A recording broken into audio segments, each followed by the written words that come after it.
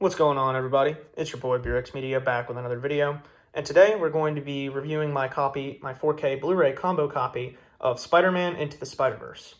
Alright, I love this movie. Let's get into the essentials here. So, the film was produced by Sony Pictures Animation and Pascal Pictures, distributed by Columbia Pictures and Sony Pictures, and then released on home video by Sony Pictures Home Entertainment. You can see here.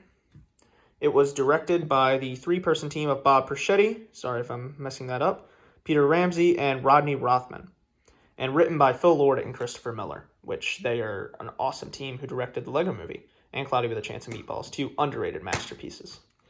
Let's open it up here and take a look at the insides. I've already redeemed the digital code. All right, on the left here, you can see we have our traditional Blu-ray copy, and on the right, we have our 4K copy. Now, I watched this in 4K, on my PlayStation, and just wow, this movie is insane. The colors already pop if you're watching it on even streaming, because the first time I watched this, I watched it on Netflix. I wasn't able to catch it in theaters because at that point I wasn't really into movies the way I was, and apparently a lot of people weren't into this movie because it only made about $380 million worldwide at the box office. I mean, Across the Spider-Verse is in theaters right now, as of the time of this recording, and it's already surpassed that. I think it hit $500 million yesterday, which would be June 21st. And just wow. I can definitely see why people love this movie. It did actually get a lot of word of mouth when it was released on VOD and Netflix, and that's how a lot of people came to watch it, including myself. So I've seen this movie now twice and can confidently say it's probably one of my favorite animated movies of all time, if not my favorite superhero movie, just because you look at these new Marvel movies, and I'm sorry if this turns into a tangent, but the new MCU stuff is just CGI like vomit on your screen.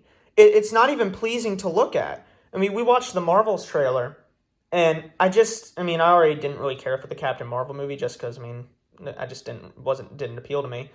But the sequel looks just like terrible CGI. The CGI is just terrible. And Marvel probably works their VFX artists to death, and that stinks. But they're charged with putting out a lot of content over the course of a year.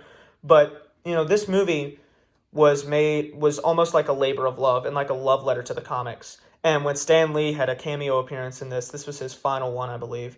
That made me tear up a bit because those were the memorable parts. Like just the little characters he played. You would always look in different Marvel movies for what characters he would play. And that was really moving when I saw him in this, because it was the first time I'd seen him again since he passed. And, I can't praise this movie enough. The animation style is great. The voice acting is awesome. Shameik Moore perfectly encapsulates Miles Morales. And when you look at him, it's like, dang, he kind of looks like older than he sounds. But no, he perfectly encapsulates like a teenage guy.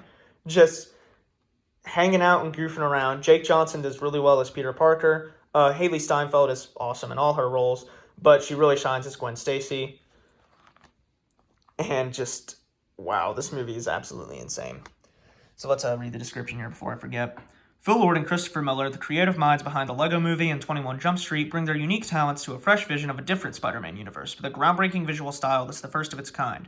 Spider-Man Into the Spider-Verse introduces Brooklyn teen Miles Morales and the limitless possibilities of the Spider-Verse, where more than one can wear the mask.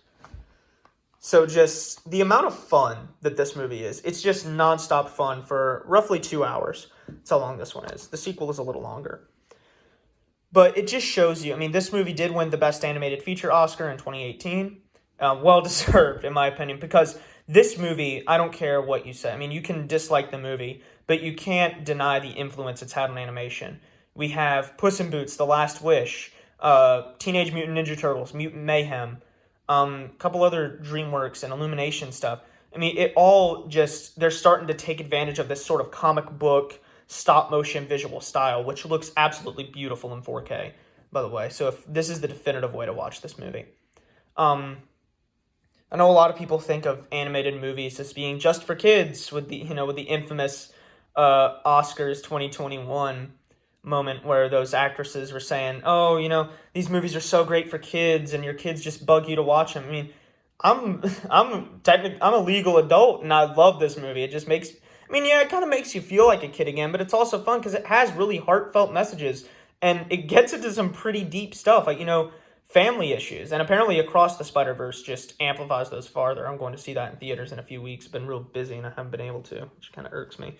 But yeah, overall, just this movie is absolutely amazing. I highly recommend it.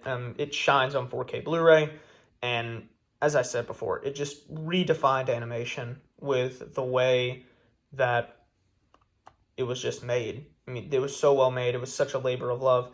And going back to my point about how Marvel movies and their CGI feel so rushed, one of the new scenes I read in Across the Spider-Verse took them 5 years to fully animate, which is insane. That's 5 years for one scene. Meanwhile, Marvel Studios proper, not the Sony Marvel movies, they're pushing out these movies like every year, and they come out looking so rushed. Like, I remember when we went to see Thor: Love and Thunder in theaters, and just the VFX looked absolutely awful in that movie. It's like they ran out of time or something, or they missed a couple shots. I mean, and then apparently they fixed it for the streaming release, but man, that theatrical release was terrible. That movie was terrible either way. We went to see Guardians of the Galaxy 3 recently. That was my last Marvel Studios movie and MCU movie in theaters. And it's definitely, that one was a good watch. I'm planning to pick that up on Blu-ray once it comes out. But yeah, this is a definite recommend from me. So, let's wrap this video up. The film is rated PG. There's no sex or nudity. There's, comic book violence to be expected. It gets into some, themes of family issues. There is loss, and this movie is surprisingly sad for an animated movie. And I've heard Across the Spider-Verse just hits you in the guts even more. And then there is a little bit of language in it, but I honestly don't remember there being any in it. So just take that description for what it's worth. So yeah, let's wrap this up here. Thank you for watching, and we'll see you in the next one.